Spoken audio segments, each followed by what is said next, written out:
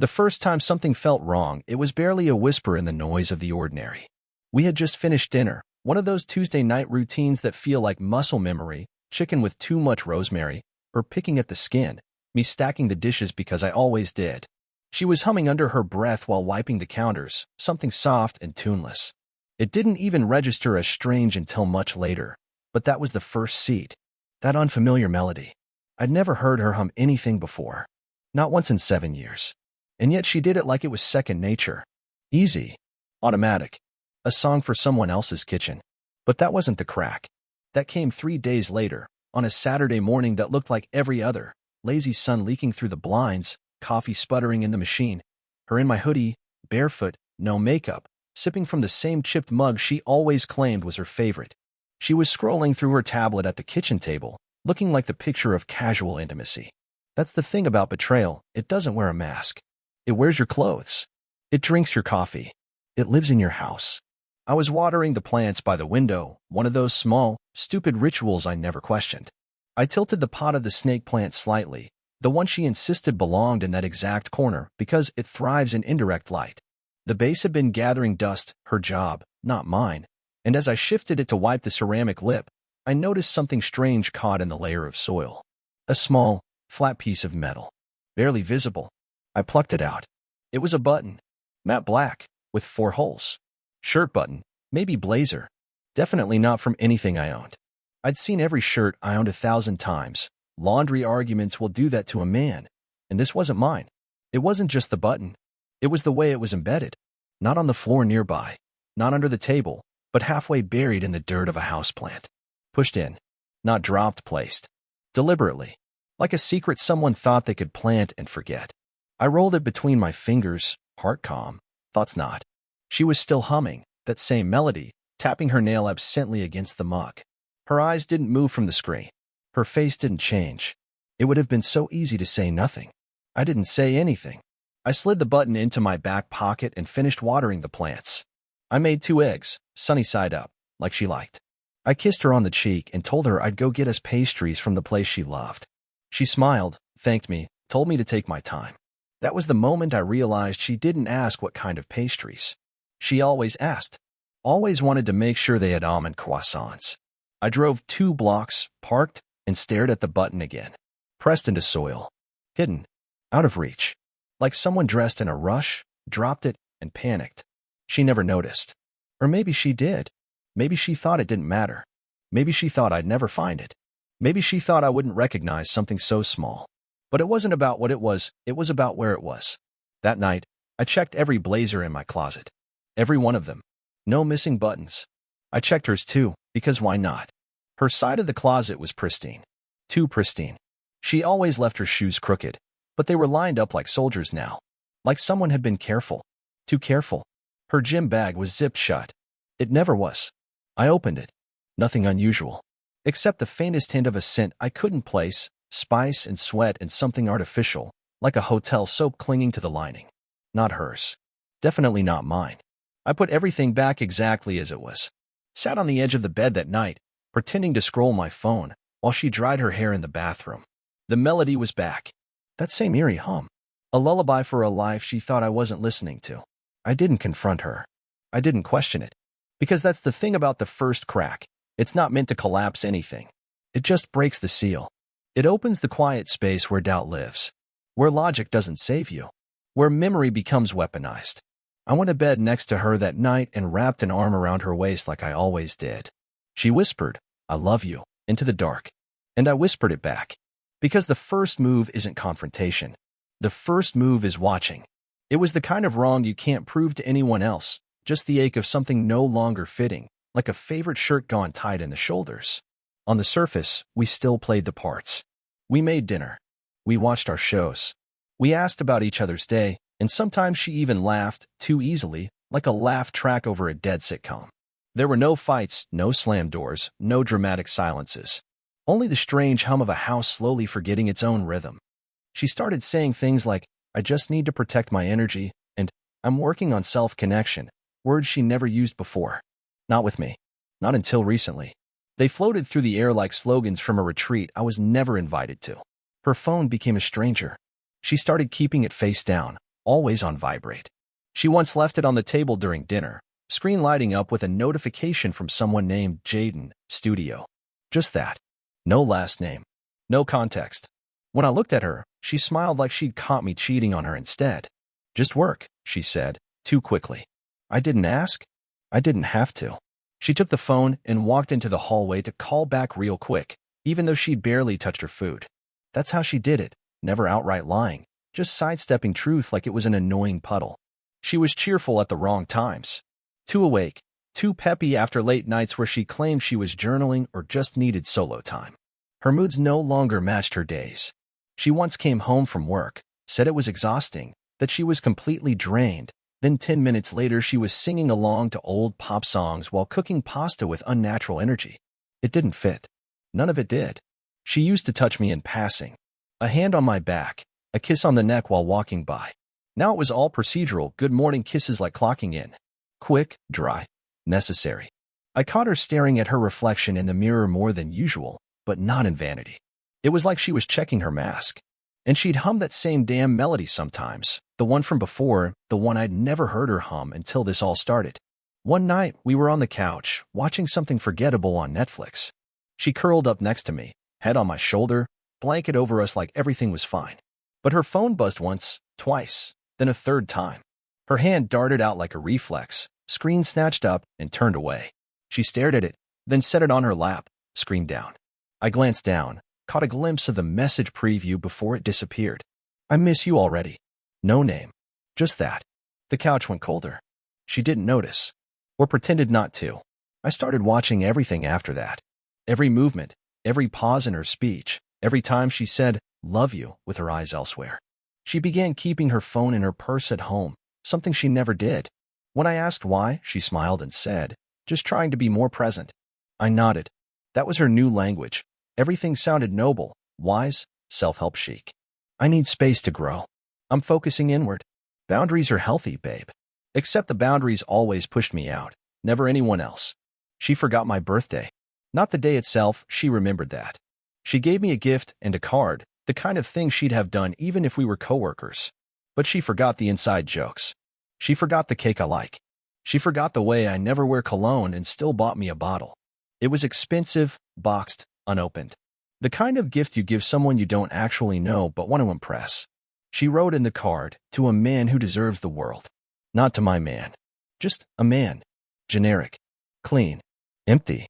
I started searching, not with confrontation, but calculation. She left for a yoga class one morning and forgot her tablet on the kitchen counter. She never left it behind. Never. I waited 5 minutes after she drove off before unlocking it. Same password it's always been. There was nothing. No messages. No photos. No saved passwords. It had all been wiped. Or moved. Or never used for what I was looking for. Except for one open browser tab. A playlist titled Reset Vibes. I clicked. It was private. The thumbnail was a photo of a beach I didn't recognize. Not one we'd ever been to. And under it, a description, for when I need to remember who I really am. That was it. I closed the tablet. Put it back exactly where she left it. That's the moment I knew. The tension didn't explode, it sank. I didn't have clarity. I had worse. I had absence. A void where answers should have been. A gap between us too wide to name, and too silent to shout across. That night, I lay beside her again. She was smiling. Said she felt lighter lately. More in tune.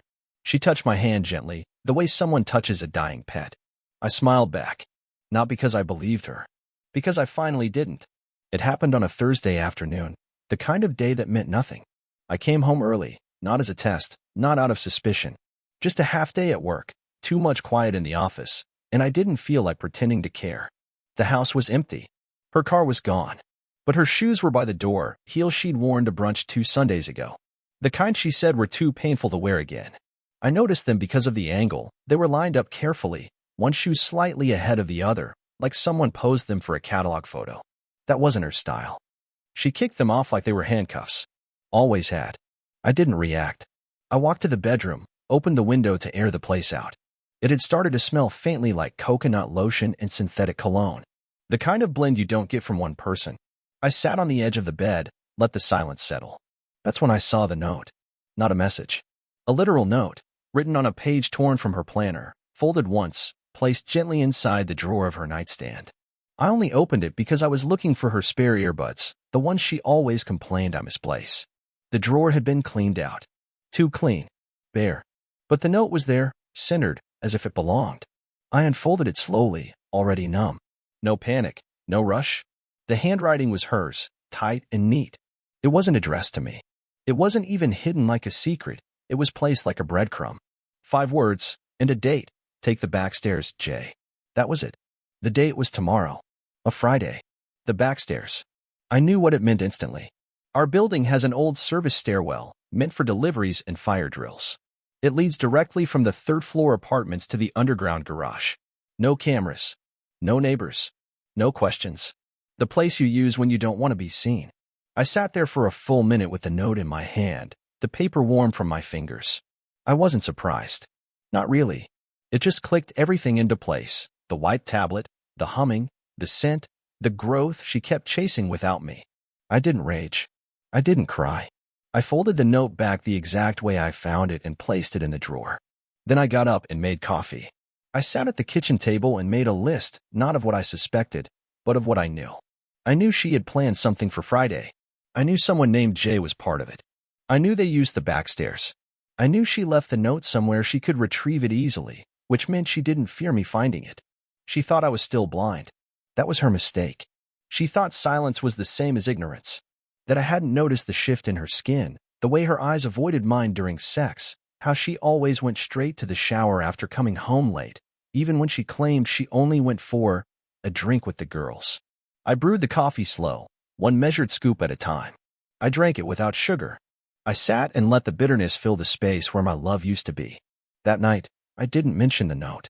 I kissed her neck when she came home, listened to her talk about traffic and deadlines and how she needed to reset this weekend. I asked if she wanted to go to that little place by the lake on Saturday. She said maybe. She smiled. She wore her robe loosely that night, sat cross-legged on the couch, scrolling through her phone while pretending to watch a documentary. She looked content. Secure. I watched her the way a surgeon watches a heartbeat monitor, dispassionately, precisely, waiting for the anomaly. The next morning, I left for work like usual. I even packed a lunch. But I didn't go to the office. I parked down the street, waited, watched. At 10:17 a.m., she left the apartment. No gym bag. No work gear. She wore the same heels from the door, the ones she supposedly couldn't stand. She was dressed too carefully for errands. She didn't see me. She walked around the side of the building toward the back stairs. I didn't follow. I didn't need to. I already knew what I'd see. That was the moment it all solidified, not the betrayal, not the cheating. The certainty. The architecture of it. The note. The timing. The route. The lie dressed up as routine. That was when I stopped being a husband. I became something else. Not broken. Not betrayed. Not even angry. Just focused. Cold. Calculating. The part of me that used to love her went quiet, like a light switched off in a sealed room. I didn't confront her. I didn't call Jay. I went inside. I made copies of everything. Photos of the note. Screenshots of her texts. I started building a file. Not for justice. Not for forgiveness. For leverage. For control. Because the war doesn't start with a screen. It starts with silence and strategy. It was supposed to be quiet. Just a conversation. I waited until she came home, hair still damp, cheeks flushed like she'd been jogging, but I knew she hadn't run a mile. She didn't see the coffee mug on the table, the one she'd given me 2 Christmases ago. For the man who knows too much, it said in gold letters. A joke then. A prophecy now. I stood at the kitchen counter, arms crossed, and asked her where she'd been. Her eyes flicked to the side, casual, like I'd asked her to pass the salt. Grocery store, she said, voice light, tossing her keys into the bowl. Lines were insane. Why? I didn't answer.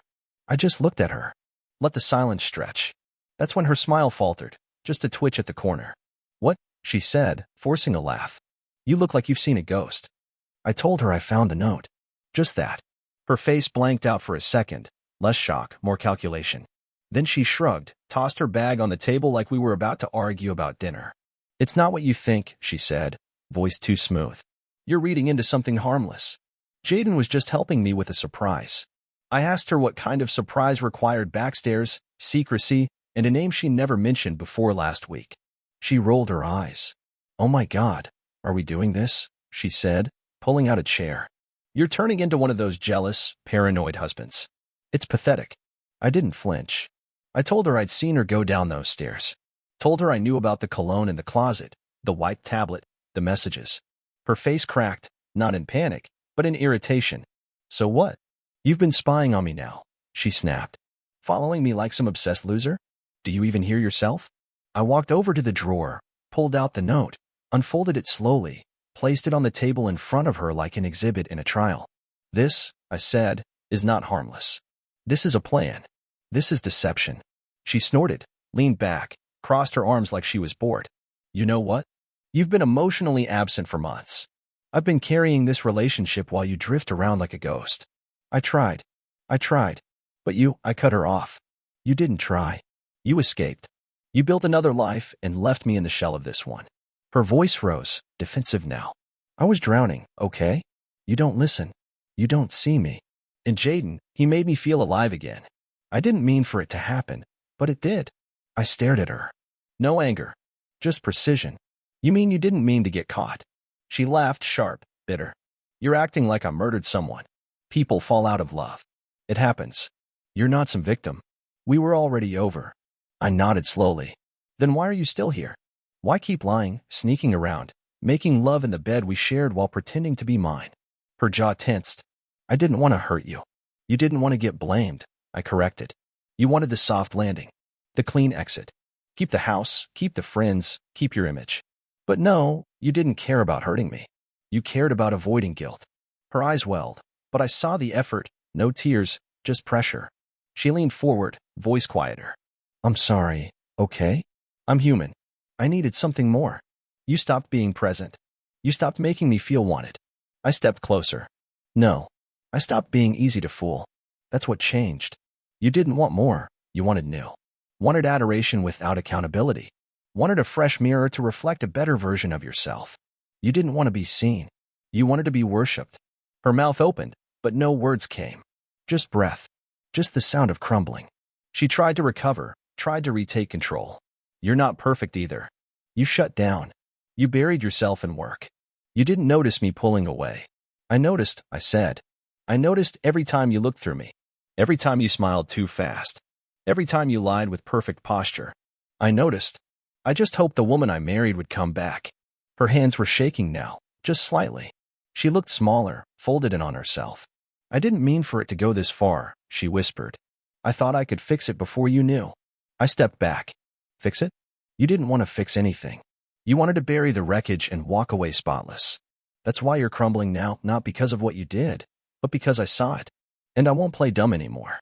She stood up suddenly, voice brittle. So what now? You going to tell everyone? Humiliate me? Burn it all down? I smiled, just barely. No, I don't need to say a word. You'll do that yourself. You can't lie to everyone the way you lied to me. The cracks will show. They always do.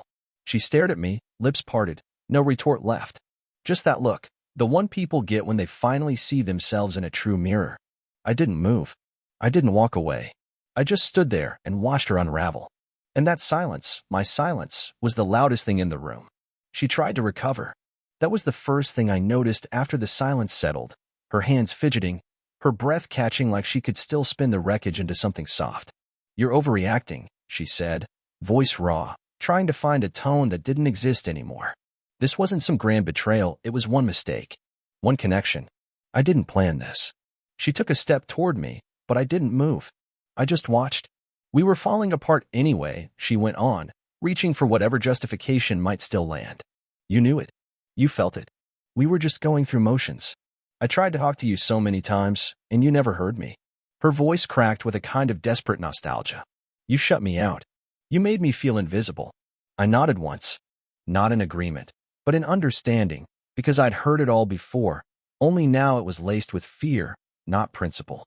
And you, she said, the heat creeping back in. You think you're some perfect husband? Some victim? You work late, you barely talk, you treat routine like romance, and suddenly you want to play judge and jury because I found someone who actually sees me. I didn't flinch. I just looked at her, steady. She paced now, unraveling in circles. You'll never find someone who loves you like I did, she snapped. Someone who put up with everything. Who stayed. Who tried. My reply was quiet. You didn't stay. You hid. You left months ago. You just left your body behind. She laughed, bitter and trembling. You don't get it. You think you're this cold genius, but you're just lonely. Always have been. I gave you my heart. And you just put it on a shelf. I tilted my head slightly. No, you gave me a performance. The moment it stopped getting applause, you changed costumes. Her mouth opened, shut, opened again. You're not innocent, she hissed, tone dropping. You think being quiet makes you right? That being calm means you're better. I shrugged. No, it just means I'm not pretending. She stepped closer, eyes wild now, scanning for something in me to grip onto. Please, she whispered, softer than I expected. Don't do this. We can fix it. I'll cut it off. I'll prove it to you. Let's start over. You know we're not just some fling and a grudge. We have history. We have love.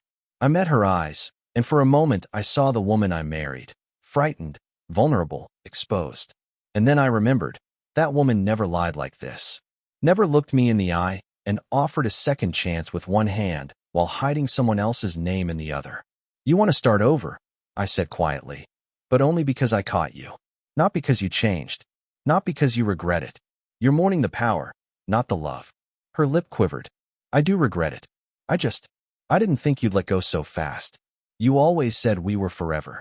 Forever ended when you chose secrecy over honesty. I said. When you wrote that note instead of writing me a letter. When you planned escapes instead of solutions. Her voice broke into a sob. I was scared. I didn't know what I was doing. I thought he meant something, but he didn't. Not like you. I stepped past her toward the door. She reached for my arm. Please don't go. Please don't give up on me. We can fix this. We always fix things. I turned and looked at her, and what I said next didn't need to be loud. This isn't broken. It's over. She collapsed into the chair like her bones gave out, breath shaking, hands covering her mouth as if that could muffle the collapse. Outside, I knew the neighbors could hear pieces of this. Maybe not the words, but the silence between them. The way she pleaded. The way I didn't answer. She muttered to herself now, fragments of blame and apologies, memory and regret knotted together. You never needed me, she whimpered. You just liked having someone around. You liked control. I didn't look back when I said, if I wanted control, I wouldn't have given you the chance to choose. But I did. Again and again. And every time, you chose someone else. Her voice vanished. Her body folded in. All the fire, all the defiance, it was gone. Just a woman in a ruined room, trying to reverse a fire she lit with both hands. I opened the door and paused. Didn't leave. Just stood there. Silent. Watching. And in that stillness, in that complete absence of mercy, I gave her the one thing she couldn't twist, the truth that she lost me long before I ever said goodbye. She didn't fall all at once. It was slow, months of unraveling beneath a face that used to control every room she entered. Her friends disappeared first, one by one, after the story quietly made its rounds. People talk. They always do. She had built her world on presentation, brunches, curated posts, fake self-help wisdom repackaged from Instagram influencers.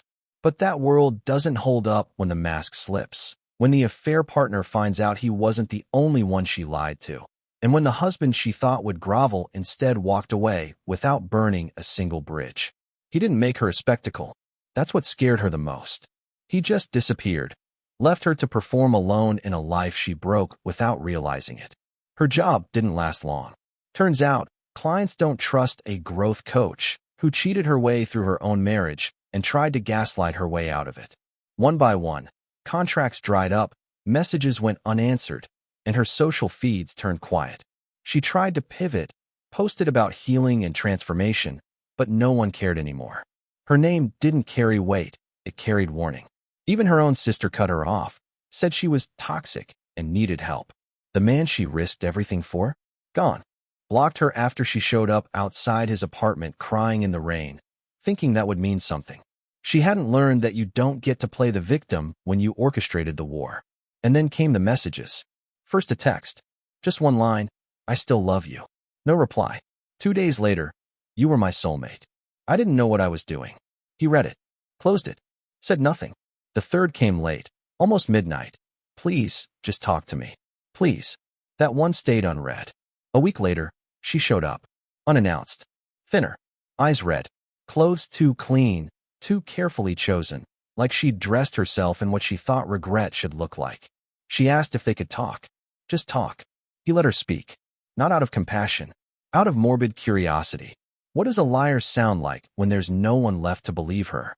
She told him she was lost, that she hadn't felt like herself since he left, that he was her grounding force, her true home, that Jaden never mattered, that nothing ever really did, except them. She cried. A lot. Said the silence was killing her, that she didn't recognize the world anymore.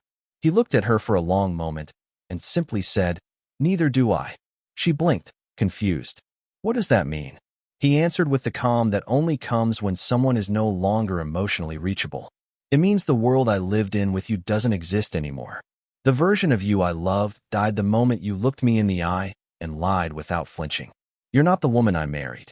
You're not the woman I waited for. You're not even the woman who broke me. You're a stranger who shares my memories. Her mouth opened to speak, but nothing came. He continued, voice low, deliberate.